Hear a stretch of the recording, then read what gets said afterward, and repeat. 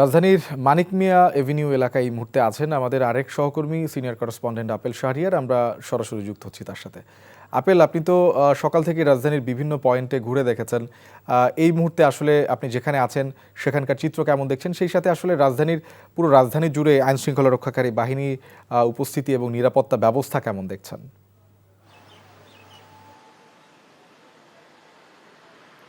জাতীয় নির্বাচন ঘিরে নিচ্ছিদ্র নিরাপত্তা ব্যবস্থা নিয়েছে আইন শৃঙ্খলা রক্ষাকারী বাহিনী। আমি এখন মানিক মিয়া এভিনিউর সামনে আছি। আপনি দেখতে পাচ্ছেন যে এখানে সেনাবাহিনী একটি চেকপোস্ট বসিয়েছে এবং তল্লাশি করা হচ্ছে সন্দেহভাজন যে গাড়িগুলো মনে হচ্ছে বা ব্যক্তিকে মনে হচ্ছে। তবে মূলত আমি রাজধানীর বিভিন্ন জায়গায় ঘুরে দেখেছি এরকম রাজধানীর যে গুরুত্বপূর্ণ যে পয়েন্টগুলো রয়েছে সেখানে আইন শৃঙ্খলা রক্ষাকারী বাহিনী এভাবেই চেকপোস্ট বসিয়েছে এবং তল্লাশি করছে, এবং একই সঙ্গে যে অলিগলিগুলো রয়েছে সেখানেও পেট্রোল টিম অর্থাৎ যে মোবাইল যে টিমগুলো রয়েছে আইন শৃঙ্খলা রক্ষাকারী বাহিনীর, তারাও কিন্তু মুভমেন্টের মধ্যে রয়েছে। তো এখন আইন শৃঙ্খলা রক্ষাকারী বাহিনীর মূল যে চ্যালেঞ্জ সেটি হচ্ছে অবৈধ অস্ত্র। অর্থাৎ আপনি জানেন যে থানাগুলো থেকে যে অস্ত্র লুট হয়েছিল তার বেশিরভাগই কিন্তু এখন উদ্ধার হয়নি, এবং যে বৈধ অস্ত্র যে জমা দেওয়ার কথা বলা হয়েছিল প্রায় 20,000 অস্ত্র অনেকেই জমা দেয়নি। এজন্য এই অস্ত্রগুলো যাতে জাতীয় সংসদ নির্বাচনে ব্যবহার না হয় সেই দিকেই তারা দৃষ্টি রেখেছেন, এবং একই সঙ্গে তার একটি তালিকা করেছে যে সন্ত্রাসীদের একটি তালিকা, যারা প্রার্থীরা যাদেরকে সন্ত্রাসীদেরকে নিয়ে যাতে প্রভাব বিস্তার করতে না পারে এই ভোটে, সেদিকেও তারা খেয়াল রাখছেন। এবং একই সঙ্গে তাদের যে ব্যাপক প্রস্তুতি, সেখানে একটি বিষয় স্পষ্ট যে আইন শৃঙ্খলা রক্ষাকারী বাহিনীর ঊর্ধ্বতন কর্মকর্তাদের সঙ্গে আমি কথা বলে তারা যেটি স্পষ্ট বার্তা দিয়েছেন যে এই নির্বাচনটিকে শান্তিপূর্ণ করার জন্য যা যা পদক্ষেপ নেওয়া দরকার সবগুলি নেওয়া হয়েছে।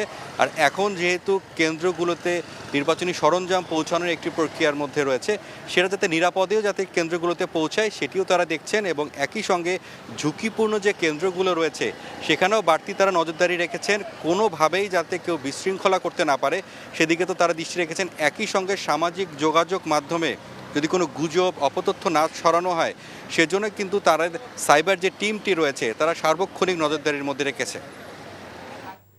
দর্শক, আমরা রাজধানীর মানিক মিয়া এভিনিউ থেকে জানছিলাম আইন শৃঙ্খলা পরিস্থিতির খবর। এই মুহূর্তে আমরা চলে যেতে চাই খুলনায়।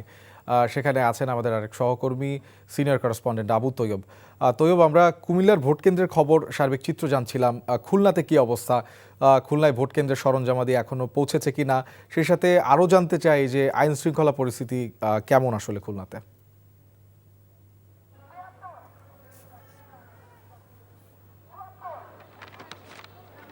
জি, আমি এখন হ্যালো জি, ওই শোভন, আমি রয়েছি খুলনা সার্কিট হাউস ময়দানে।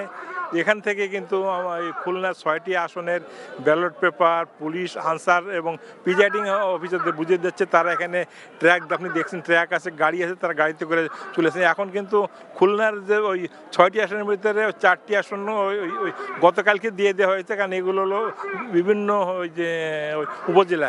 আর খুলনা শহরের যে 2টি আসন এখন থেকে এই যে সকাল থেকে আনসাররা রয়েছে, তারা এখান থেকে ব্যালট পেপার, ওই প্রিজাইডিং অফিসার, আনসার, পুলিশ সবাইকে নিয়ে তারা রওনা হয়েছেন। আপনি জানেন খুলনায় মোট 6টি আসন এবং খুলনায় ভোটারের সংখ্যা 21,01,335 জন, এবং এখানে মোট ভোট কেন্দ্র রয়েছে 840 জন। খুলনার রিটার্নিং অফিসার জামশেদ খন্দকার আমাকে বলেছেন যে খুলনা 840টা কেন্দ্রে কোথাও কোনো সহিংস ঘটনার তারা সংখ্যা করছেন না। এখন এখানে এই 840টি কেন্দ্রতে 10,920 জন পুলিশ এবং 11,000 সেনাবাহিনী সহ বিপুল সংখ্যক পুলিশ মোতায়েন করেছে। আর একটা কথা বলে যে রাখি, খুলনার এই যে 2টি আসন মহানগরে, এই 2টি আসনের ভিতরে কিন্তু ওই সাধারণ আসন মাত্র 102টি, আর অধিক ঝুঁকিপূর্ণ আসনের সংখ্যা রয়েছে 79টি এবং ঝুঁকিপূর্ণ আসনের সংখ্যা 128টি।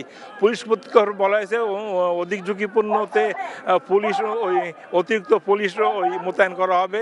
তবে এমনি এখানকার পরিস্থিতি খুব শান্ত এবং রয়েছে। জি শোভন, এই ছিল খুলনা থেকে সর্বশেষ। দর্শক, আমরা খুলনা থেকে জানছিলাম নির্বাচনের প্রস্তুতির খবরাখবর।